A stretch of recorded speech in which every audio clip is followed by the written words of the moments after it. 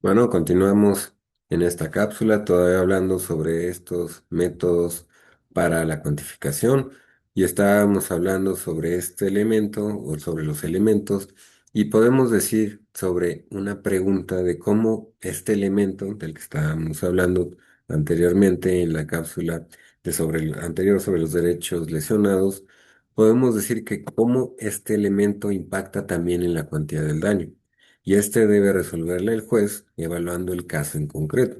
Por ejemplo, el monto indemnizado puede aumentar si se trata de la pérdida de la vida, de la conciencia, de la psicomotricidad, de la libertad, mientras que podría disminuir si se trata de afectaciones temporales de salud, física o mental, también de enfermedades curables, el honor o la reputación. Todos estos derechos o intereses afectados tienen un nivel elevado. Sin embargo, si fuésemos llamados a calificar el tipo de interés elevado en dos subcategorías, podríamos decir, por ejemplo, que la vida, la autonomía física y psicológica y la libertad son intereses o derechos de nivel elevado significativo, que deben ser representados con el valor 2. Por otro lado, otros derechos o intereses del nivel elevado importante, como la salud promedio, la afectación importante de la vida privada, de la reputación y del decoro, el honor o el patrimonio pueden ser representados con el valor uno. También tenemos el grado de responsabilidad como otro elemento y podemos decir que el monto de la indemnización lo determinará el juez tomando en cuenta el grado de responsabilidad. En cuanto al grado de responsabilidad en la sección anterior o de la cápsula anterior, también vimos que el otorgamiento de los daños punitivos requiere una conducta negligente, grave o la comisión de un ilícito grave. Y esto por parte de la persona que lo realiza. Conceptos como culpa grave o falta grave deben considerarse sinónimos de estos elementos. También el criterio decisivo, a partir del cual se determinará la cuantía de los daños punitivos, es la gravedad de la negligencia o el ilícito.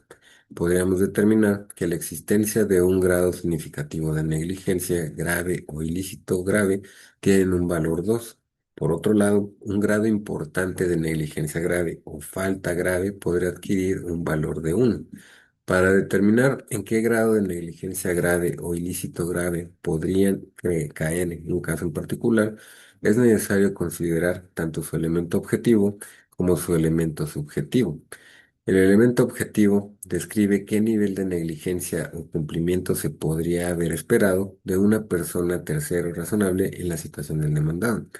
El elemento subjetivo describe lo que podría haberse esperado de esa persona, de ese demandado en particular, a la luz de sus capacidades personales, recursos económicos y humanos. El elemento objetivo debe ser el más importante para determinar cuál de los dos grados relevantes de culpabilidad tiene un demandado. El elemento subjetivo se puede utilizar para mover al demandado del valor uno al 2, negligente grave o ilícito grave. También tenemos la situación económica del responsable y el monto de la indemnización lo determinará el juez tomando en cuenta la situación económica del responsable.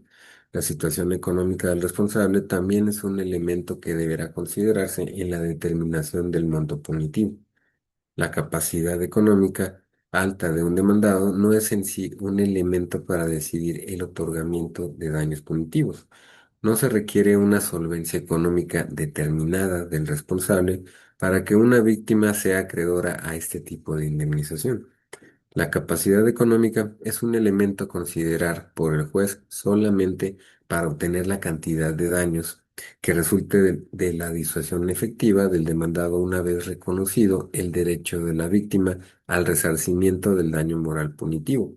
Y esto para determinar la capacidad económica de una empresa pueden considerarse también el capital social y el capital contable, sus estados financieros, sus ganancias o utilidades dentro del marco de las actividades que dan lugar al daño o relacionadas, sus utilidades públicas, su estructura societaria, incluida la capacidad económica de cualquier empresa del grupo franquicia. También la capacidad económica de una empresa o persona podría calificarse como alta, media o baja, y una persona física o jurídica que tiene más pasivos que activos, con acreedores prioritarios, sin disponer además de efectivo en lo inmediato. o sea, liquidez, tendrá una capacidad baja que puede representarse con un valor de cero. La persona física o jurídica que tiene más activos que pasivos y que además goza de una liquidez que le permite operar en el curso normal de sus negocios, reportando utilidades o ingresos netos promedio para el tipo de industria o actividad realizada. Tendrá una capacidad económica media y la cual puede representarse con un valor de uno. Finalmente, una persona física o jurídica con activos que exceden a sus pasivos, que además goza de una liquidez que le permite operar en el curso normal y cuyas utilidades exceden el promedio del tipo de negocio o ingresos netos, del tipo de actividad realizada, y tendrá una capacidad económica alta, la cual puede representarse con un valor 2. También las demás circunstancias, relevancia social de la actividad. También tenemos o podemos hablar todavía que el monto de la indemnización lo determinará también tomándose en cuenta las demás circunstancias del caso. Finalmente, podemos añadir la relevancia social de su actividad como parte de las demás circunstancias del caso. También la medida en la que el comportamiento diligente, legal y apropiado del responsable en su relación jurídica con la víctima y otros en su misma posición sea de una importancia social elevada en cierta actividad afectará también el quantum de la indemnización punitiva. En este sentido, las actividades desarrolladas por el demandado deben evaluarse a la luz de su valor social y los efectos también perniciosos que la conducta negligente o ilegal puedan provocar. La confianza legítima puesta por la víctima en su seguridad y los cuidados requeridos para la actividad en cuestión que eventualmente genere el daño es relevante. El ejercicio de actividades consagradas, por ejemplo, a la salud, la seguridad, la educación, el transporte de personas, el hospedaje, la administración del patrimonio, la venta de productos básicos o medicamentos, etcétera. También tienen así una alta relevancia social y por lo tanto se proponen asignarles un valor 3. Otras actividades como la recreación, la organización de eventos deportivos o culturales, el comercio al público, los restaurantes o centros gastronómicos tienen una relevancia social importante, a las cuales se le puede asignar un valor 2.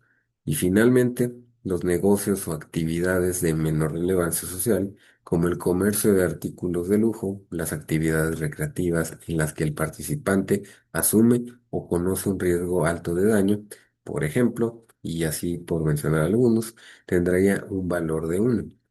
Ahora, la fórmula, con base en los elementos anteriores, el monto de la indemnización deberá alcanzar la medida necesaria para establecer un reproche claro a la negligencia o conducta dañosa del responsable, y con esto conseguir la persecución de un fin social. Y esto de gran importancia y la colocación de incentivos tendientes a proteger los derechos de todas las personas.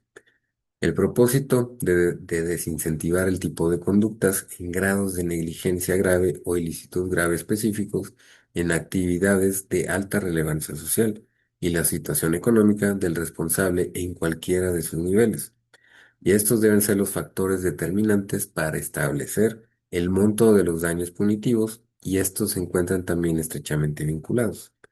Por esto también la Corte consideró que si bien tales modalizadores no pueden traducirse en sumas de dinero específicas, sí pueden ayudar a discernir con mayor claridad y objetividad el grado de daño sufrido, así como su justa retribución. Estos elementos también tienen carácter objetivo y atienden el efecto inhibidor que se espera de los daños punitivos. Con ellos se puede justificar por qué una cantidad específica de daños punitivos consigue los objetivos buscados.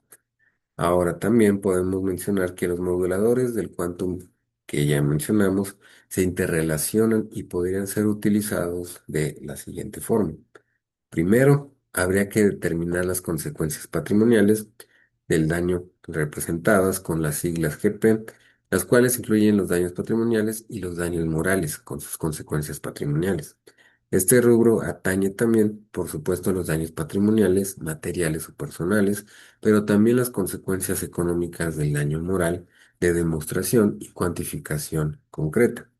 como los gastos efectuados al momento de dictarse sentencia y los gastos futuros derivados del daño moral relacionados a cualquier intervención o tratamiento psicológico y psiquiátrico que podrían ser incurridos por la víctima y los perjuicios. También debe incluirse en el concepto de GP cualquier merma de ingresos derivada de la afectación espiritual de la víctima. También verbigracia los días dejados de laborar como consecuencia de la depresión psicológica. Y también puede establecerse en el juicio que una parte que es el responsable, y bueno, es responsable de, no sé, 1 millón de pesos por daños patrimoniales, podría tratarse de daños personales o materiales y 1 millón por daños morales con consecuencias patrimoniales relacionados a tratamientos psicológicos, salarios no percibidos, etcétera, y perjuicios, sumado también así un total de GP de 2 millones. Ahora, hasta aquí vamos a concluir esta cápsula, pero vamos a continuar en la siguiente cápsula hablando todavía sobre esto de la fórmula.